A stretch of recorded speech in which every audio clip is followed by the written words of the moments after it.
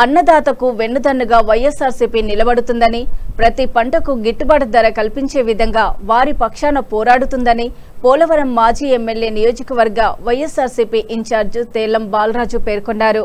సోమవారం వైఎస్ఆర్సీపీ రైతు విభాగం నాయకులు గంటా రమేష్, బరకాల బాబురావుల ఆధ్వర్యాన వర్జీనియా పొగాకు వేలం కేంద్రంలో రైతులకు గిట్టుబాటు ధర కల్పించాలంటూ చేపట్టిన ధర్నా కార్యక్రమానికి ఆయన హాజరయ్యారు.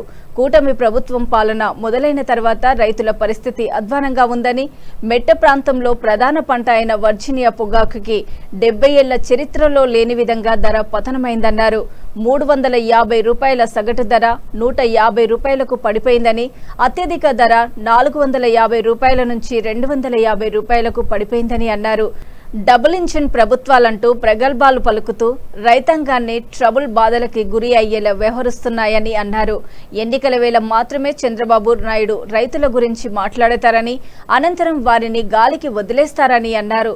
రైతాంగానికి కేంద్రం అందించే పీఎం కిసాన్ సొమ్ములకి అదనంగా 20,000 ఇస్తానన్న వాగ్దానం ఏమైందని డిమాండ్ చేశారు.